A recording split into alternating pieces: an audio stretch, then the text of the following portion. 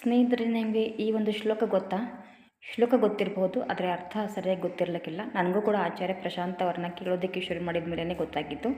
ಶ್ಲೋಕ ಏನಂದರೆ, ಓಂ ಸಹನಾವವತು ಸಹನೋ ಭುನಕ್ತು ಸಹ ವೀರ್ಯಂಕರವಾವಹೆ ತೇಜಸ್ವಿನಾವಧೀತಮಸ್ತು ಮಾ ವಿದ್ವಿಷಾವಹೆ.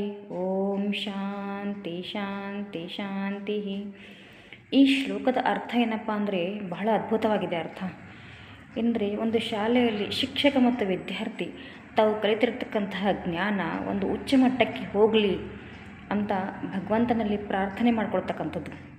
ಮತ್ತು ಈ ಕಲಿಸುವಾಗ ಮತ್ತು ಕಲಿಯುವ ಪ್ರಕ್ರಿಯೆಯಲ್ಲಿ ಶಿಕ್ಷಕ ಮತ್ತು ವಿದ್ಯಾರ್ಥಿಗಳಲ್ಲಿ ಪರಸ್ಪರ ದ್ವೇಷದ ಭಾವನೆ ಬರದೇ ಇರಲಿ ಅಂತಕ್ಕಂಥದ್ದು. ತಮ್ಮ ಒಂದು ಕಲಿತಂತಹ ಶಿಕ್ಷಣ, ಒಂದು ಜ್ಞಾನ ಒಂದು ಪ್ರಗತಿಶೀಲವಾದ ಹಾದಿಯಲ್ಲಿ ಹೋಗಲಿ ಅಂತಕ್ಕಂಥದ್ದು. ನನಗಂತೂ ಇದರ ಅರ್ಥ ನಿಮಗೆ ಬಹಳ ಅದ್ಭುತ ಅನಿಸ್ಬಿಡುತ್ತದೆ, ಬಹಳ ಚೆಂದ ಅನ್ನಿಸ್ತದೆ. ನೀವು ಕೂಡ ಇದು ಶ್ಲೋಕವನ್ನು ನೀವು ಗೂಗಲ್ನಲ್ಲಿ ಹೊಡೆದು ಅದನ್ನು ನೀವು ಪರೀಕ್ಷೆ ಕೂಡ ಮಾಡ್ಬೋದು, ಅದರ ಅರ್ಥ ಏನು ಬರುತ್ತೆ ಅಂತಕ್ಕಂಥದ್ದು. ಬಹಳ ಇದೊಂದು ಶಿಕ್ಷಣ ವ್ಯವಸ್ಥೆಗೆ, ಒಂದು ಶಾಲೆಗೆ ಬಹಳಷ್ಟು ಒಂದು ಮಹತ್ವಪೂರ್ಣ ಆಗಿರತಕ್ಕಂತಹ ಶ್ಲೋಕ ಅಂತ ಹೇಳ್ಬೋದು.